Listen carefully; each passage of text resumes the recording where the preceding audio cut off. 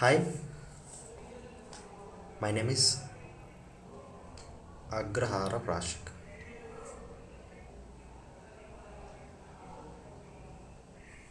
Agrahara Prashik. Today I will discuss about atomic structure. ఏంటి atomic structure గురించి మనం ఈరోజు తెలుసుకోవడం జరుగుతుంది. Do you know atomic structure? మీకు తెలుసండి అటామిక్ స్ట్రక్చర్ అంటే ఏంటి? What is atom? యాటమ్ అంటే ఏంటి? ఈ అటామిక్ స్ట్రక్చర్ మీరు ఎందుకు చదవాలి? అదేవిధంగా మీరు ఎందుకు తెలుసుకోవాలి? ఎలక్ట్రాన్స్ అంటే ఏంటివి? ప్రోటాన్స్ అంటే ఏంటివి? న్యూట్రాన్స్ అంటే ఏంటివి? అవి ఎక్కడుంటాయి, ఎలా ఉంటాయి అనేది మనం ఈరోజు తెలుసుకోవడం జరుగుతుంది.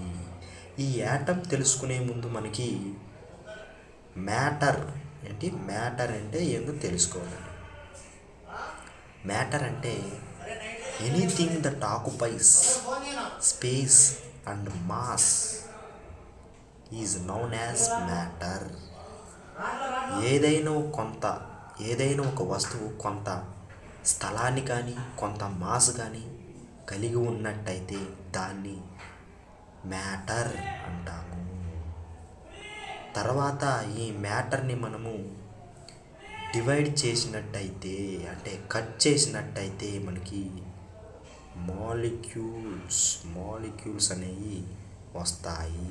ఈ మాలిక్యూల్స్ను మీరు మళ్ళా బ్రేక్ చేసినట్టయితే మీకు యాటమ్ అనేది వస్తుంది. ఈ యాటమ్ని మళ్ళీ మీరు కట్ చేయడానికి రాదు. కట్ చేయడానికి రాదు. యాటమ్ని కట్ చేయలేము. అందుకే దీన్ని ఏమంటారంటే అన్కట్టబుల్ అని. యాటమ్ అంటే మీనింగ్ ఏంటంటే అన్కట్టబుల్ అని మీనింగ్. ఈ యాటమ్ గురించి మొదటిసారిగా ఇండియన్స్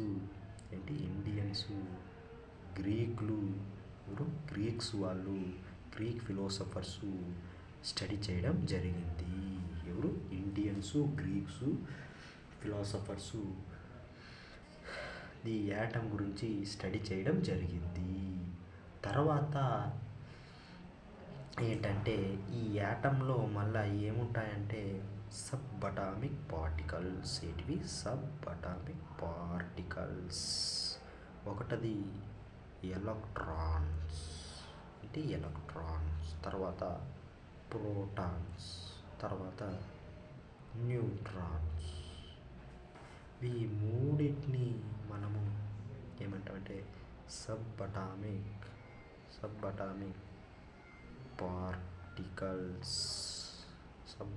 పార్టికల్స్ అని అంటాము. ఈ సబ్ అటామిక్ పార్టికల్స్ని ఎక్కడ ఉంటాయంటే, ఎలక్ట్రాన్స్ ఎక్కడ ఉంటాయంటే, ఇప్పుడు మేము చెప్పాం కదండి, మ్యాటర్ అన్నానంటే ఒక చాక్ పీస్ తీసుకోండి. మన పీస్ ఆఫ్ చాక్ పీస్ తీసుకొని దాన్ని మీరు బ్రేక్ చేసినట్టయితే మీరు కట్ చేసినట్టయితే మీకు ఏమొస్తుందండి? మాలిక్యూల్స్ వస్తాయి. ఈ మాలిక్యూల్స్ మళ్ళీ మీరు బ్రేక్ చేసినట్టయితే మీకప్పుడు ఏమొస్తుందండి? యాటమ్ వస్తుంది. ఇలా ఉంటుందండి యాటమ్ అనేది. ఈ యాటమ్స్లోన ఎలక్ట్రాన్స్ ఉంటాయండి. ఈ మధ్యలో ప్రోటాన్స్, న్యూట్రాన్స్, వీటిని ఎలక్ట్రాన్స్. దీన్ని న్యూక్లియస్.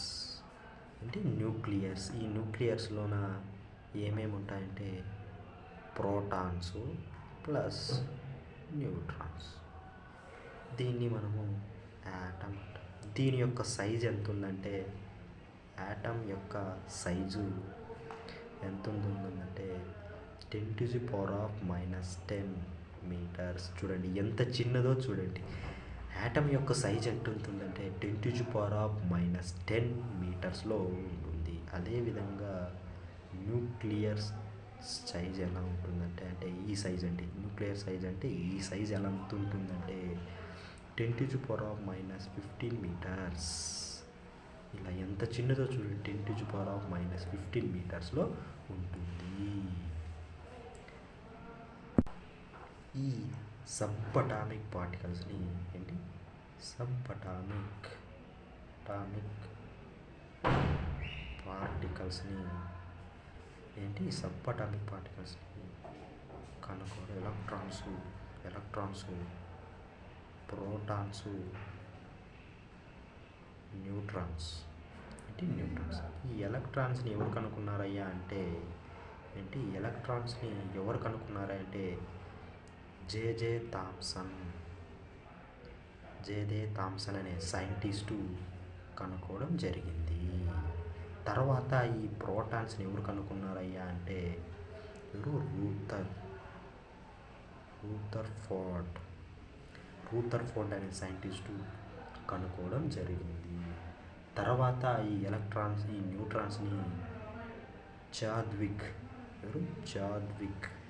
అనే సైంటిస్టు కనుక్కోవడం జరిగింది. ఈ జేజే థామసన్ గారు ఈ ఎలక్ట్రాన్స్ని ఎలా కనుక్కున్నాడు, ఏ ఎక్స్పెరిమెంట్తో కనుక్కున్నాడంటే దీన్ని క్యాథోడ్ రే డిశ్చార్జ్ ట్యూబ్ ఎక్స్పెరిమెంట్ ద్వారా కనుక్కోవడం జరిగింది. ఈ రూథర్ఫోర్డ్ అనే సైంటిస్టు ప్రోటాన్స్ని ఎలా కనుక్కున్నాడంటే ఈయన గోల్డ్ ఫాయిల్ ఈయన ఎలా కనుక్కున్నాడంటే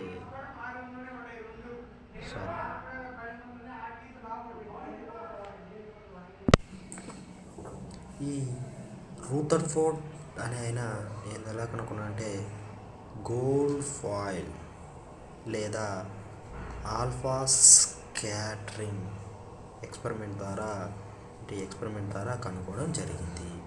ఈ చాద్విక్ గారు ఎలా కనుక్కున్నాడంటే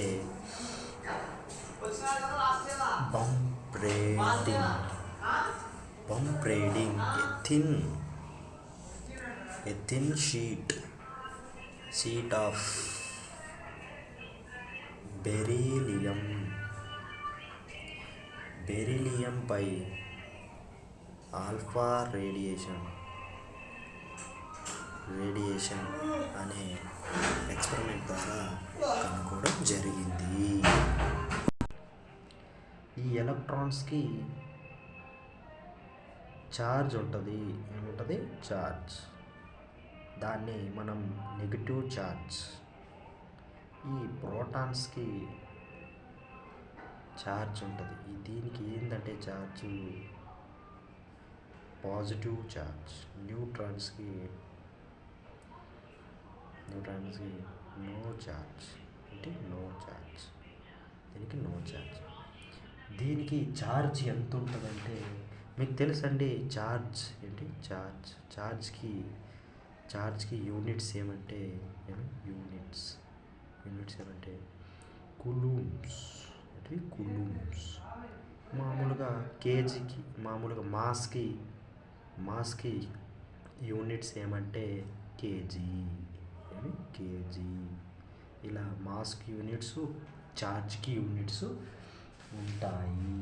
ఇప్పుడు మనం ఎలక్ట్రాన్ యొక్క ఛార్జ్ ఎంత ఉంటుందంటే 1.6202 × 10⁻⁻19 కూలుంబ్స్. దీనికి కూడా సేమ్ అలాగే 6.02 × 10⁻⁻19 కూలుంబ్స్. దీనికి నో అని చెప్పాం కదండి, నో, దీనికి ఛార్జ్ ఉండదు. దీనికి మళ్ళీ మాస్ ఎలక్ట్రాన్స్ మాస్ ఉంటుంది, ప్రోటాన్స్కి మాస్ ఉంటుంది, న్యూట్రాన్స్కి మాస్ ఉంటుంది. ఈ మాస్ ఎంత ఉంటుందంటే ఎలక్ట్రాన్ యొక్క మాసు 9.1 × 10⁻⁻31 kg. అదేవిధంగా ఈ ప్రోటాన్స్కి మాస్ ఎంత ఉంటుందంటే 1.63 × 10⁻⁻27 kg. సేమ్ దీనికి కూడా ఎంతంటే 1.63 × 10⁻⁻23 20 kgsలో దీనికి ఛార్జు మాస్ అనేది ఉంటుంది. ఇలా ఛార్జు మాసు కలిగి ఉంటాయి ఎలక్ట్రాన్స్, ప్రోటాన్స్, న్యూట్రాన్స్. సరే, ఇంత దాకా బాగుంది. ఈ యాటమ్ అనేది 2 యాటమ్లు కలిస్తే ఏంటి, యాటమ్ ప్లస్ యాటమ్, 2 యాటమ్లు కలిస్తే మనకి మాలిక్యూల్ అనేది వస్తుంది. ఇలా మాలిక్యూల్స్ని కలిపితే ఏంటి, మాలిక్యూల్స్ని కలిపితే నీకు అప్పుడు ఏమొస్తుందంటే మ్యాటర్. సపోజ్ మనకి ఇప్పుడు NaCl ఏంటి, సోడియం క్లోరైడ్, లేదా దీన్ని ఇంకొక విధంగా రాక్ సాల్ట్ అని పిలుస్తామంటే మనం తినే ఉప్పు అండి. మన ఇంట్లో రాళ్ళ ఉప్పు అనేది ఉంటుంది కదండి, దాన్నే మనము రాక్ సాల్ట్ అని, సోడియం క్లోరైడ్ అని అంటాము. ఇప్పుడు Na అనేది ఒక యాటము, క్లోరిన్ అనేది ఒక యాటము, అంటే ఇదొక యాటము, ఇదొక యాటమ్.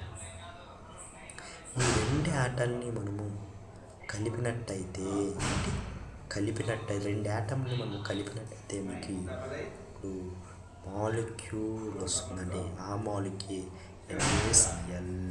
తర్వాత మనకి రాక్ సాల్ట్ అనేది ఏంటి, రాక్ సాల్ట్ అంటే ఉప్పు అండి. మన ఇంట్లో ఉంటుంది సోడియం క్లోరైడ్ అనేది ఏర్పడుతుంది. అదేవిధంగా ఇంకో ఎగ్జాంపుల్ మనం తీసుకున్నట్టయితే ఇప్పుడు చాక్ పీస్ ఉందండి. ఏంటి, చాక్ పీస్, ఒక చిన్న చాక్ పీస్ ఉంది. దీన్ని ఎలా తయారు చేస్తారంటే కాల్షియం కార్బోనేట్, CaCO3. ఈ కాల్షియం కార్బోనేట్ అనేది ఈ చాక్ పీస్ని మనం Ca కార్బను, ఆక్సిజన్, ఏంటి ఇదొక యాటము, ఇదొక యాటమ్.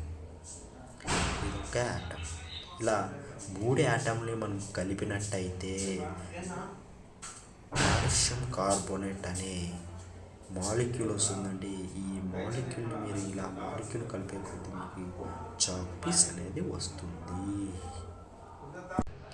ఈ NaCl మాలిక్యూల్ ద్వారా NaCl ద్వారా ఒక సైంటిస్ట్ ఎవరండి, మైకేల్ ఫెరడే అనే సైంటిస్టు ఎవరండి, మైకేల్ ఫెరడే అనే సైంటిస్టు NaCl అనే సొల్యూషన్లో, అంటే NaCl అనే సాల్ట్ లేకంటే మన ఇంట్లో ఉండే ఉప్పు లేకి మనం ఉప్పు ఉంటుంది కదా, ఆ ఉప్పు కొద్దిగా తీసుకొని మనం దానికి కొద్దిగా వాటర్ యాడ్ చేసి సొల్యూషన్ లాగా తయారు చేసుకొని మనము దానికి 2 ఎలక్ట్రోడ్స్ పెట్టినట్టయితే ఏంటి, 2 ఎలక్ట్రోడ్స్ డిప్ చేసినట్టయితే NaCl సొల్యూషన్లకి, అలా ఎలక్ట్రోడ్స్కి వైర్ కనెక్ట్ చేసి మనం ఒక ఎలక్ట్రిసిటీ అనేది పాస్ చేసుకోవడం జరుగుతుందని మన సైంటిస్టు మైకేల్ ఫెరడే అనే సైంటిస్టు మొదటిసారిగా NaCl అనే సాల్ట్లో ఎలక్ట్రిసిటీ అనేది పాస్ అవుతుందని చెప్పడం జరిగింది. Electricity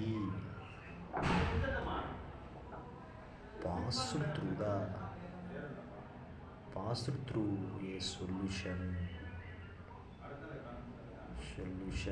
and electrolyte. చూసారా, మైకేల్ ఫెరడే అనే సైంటిస్టు NaCl అనే మన ఇంట్లో ఉండే రాళ్ళ ఉప్పుతో దాన్ని సొల్యూషన్ తీసుకొని 2 ఎలక్ట్రోడ్స్ని పెట్టి ఆ ఎలక్ట్రోడ్స్కి వైర్ కనెక్ట్ చేసి ఒక బల్బు కనెక్ట్ చేసి ఆ NaCl ద్వారా కరెంటు వెలుగుతుందని చూపించినట్టు మేధావి మైకేల్ ఫెరడే.